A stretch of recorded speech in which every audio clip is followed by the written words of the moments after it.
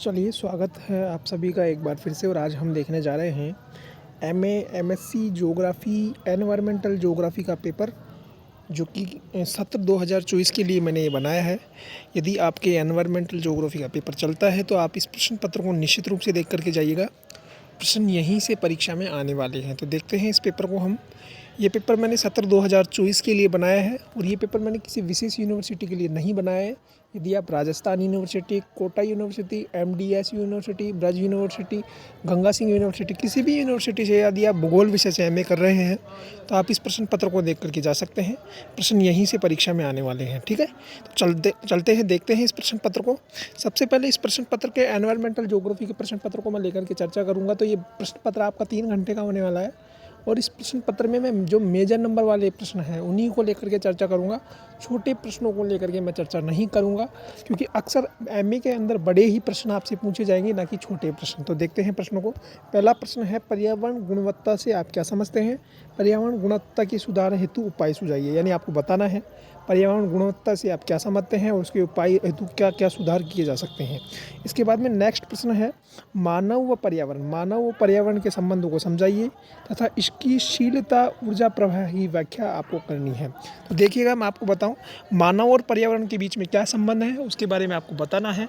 आपने पहले भी कई बार इसको पढ़ा होगा, बड़ा ही कॉमन प्रश्न है, आप इसको कर सकते हैं। ज़्यादा टफेस्ट ये प्रश्न नहीं है और परीक्षा में हर बार एनवायरमेंटल ज्योग्राफी के संदर्भ में ये प्रश्न पूछा जाता है। आप इसको 3 स्टार भी लगा सकते हैं। इसके बाद में देखते हैं हम नेक्स्ट प्रश्न। नेक्स्ट है आपका, पर्यावरण को परिभाषित करते हुए इसकी विशेषता के बारे में और इसके प्रकारों को आपको बताना है कि पर्यावरण की क्या क्या विशेषता है और इसके कौन कौन से प्रकार हैं। बहुत ही इजी प्रश्न है, आपने एनसीईआरटी की बुक 11th-12th में पढ़ा होगा। बहुत ही सरल प्रश्न है, आप इसे कर सकते हैं। ज़्यादा टफेस्ट ये प्रश्न नहीं है। इसके बाद में नेक्स्ट प्रश्न है, स्वच्छ जलीय पारितंत्र का भौतिक, रासायनिक, प्राकृतिक वर्णन आपको करना है। स्वच्छ जलीय पारितंत्र का भौतिक और रासायनिक प्रकृति का जो आपको वर्णन करना है, यानी स्वच्छ जलीय पारितंत्र क्या होता है उसके बारे में आपको बताना है। इसके बाद में नेक्स्ट प्रश्न है, मानव पर्यावरण संबंधी दर्शाने वाली विचारधारा में से किसी एक का आलोचनात्मक वर्णन आपको करना है, यानी पक्ष और विपक्ष आपको बताने हैं इस प्रश्न में। और इसमें आपको विचारधारा मैंने तीनों ही दी है, निश्चयवाद दी है, संभववाद दी है और नवनिश्चयवाद दी है।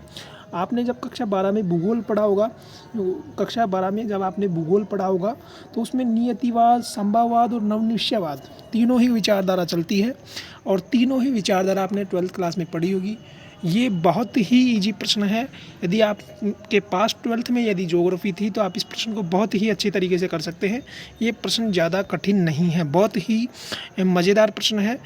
ये बहुत टफेस्ट प्रश्न नहीं है और इसको आपने पढ़ भी रखा है। इसके बाद में चलते हैं नेक्स्ट प्रश्न, वायु प्रदूषण के विभिन्न कारकों को एवं प्रकारों को समझाते हुए वायु प्रदूषण को रोकने के उपाय। अरे देखिएगा, ये जो प्रश्न है ये वायु प्रदूषण के विभिन्न कारक। तो वायु प्रदूषण को आपने पहले कक्षा 6, 7, 8, 9th में पढ़ा होगा, 10th में पढ़ा होगा।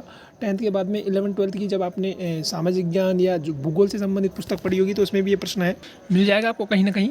तो ये प्रश्न ज़्यादा टफ ये प्रश्न भी नहीं है, ये भी बहुत मज़ेदार प्रश्न है और बहुत बार ये परीक्षा में आया हुआ प्रश्न है। छोटी क्लासों की परीक्षाओं में तो अक्सर ये प्रश्न आता ही रहता है। तो इसको आप कर सकते हैं। यदि आप भूगोल के संदर्भ में एमए कर रहे हैं तो ये प्रश्न आपके लिए ज़्यादा कठिन नहीं है, इसको आप अपने दिमाग के लॉजिक से कर सकते हैं। इसके बाद में नेक्स्ट प्रश्न है, मैंने कुछ प्रश्न आपको टिप्पणी टाइप में दिए हैं जिनमें है जनसंख्या वृद्धि एवं पर्यावरण का प्रभाव, जू पारिस्थितिकी। इसको आप मोस्टली रूप से देख करके जाइएगा, कहीं ना कहीं सीरीज में आपको ये मिल जाएगा, आप सीरीज से भी इसको देख सकते हैं। और विनाशात्मक विकास क्या होता है, यानी विनाशात्मक विकास क्या है उसको आपको बताना है। पर्यटन भूगोल आपको बताना है और एस्किमो जनजाति ये भी कहीं ना कहीं आपको मिल जाएगी। बहुत ये आपने मानव भूगोल जब पढ़ा होगा तो उसमें ये आती है एस्किमो जनजाति, तो इसका भी कुछ भाग इसमें है। एनवायरमेंटल ज्योग्राफी में आप पढ़ करके जाइएगा। और पर्यावरण से प्रबंधन क्या है इसके ऊपर आपको विस्तृत लेख लिखना है। तो इस तरह से आपका ये पेपर था। उम्मीद करता हूँ ये पेपर था, इसके अंदर मैंने आपको 8 ही प्रश्न दिए हैं और कुछ मैंने टिप्पणी टाइप में दिए हैं जो उनके आने की है, जो इस साल संभावना है। तो आप देख करके जाइएगा निश्चित रूप से प्रश्न पत्रों को। और जब आप पेपर देकर आ जाओगे तो मुझे रिव्यू भी दीजिएगा कि कितने प्रश्न इसमें से मिले हैं, कितने प्रश्न नहीं मिले हैं।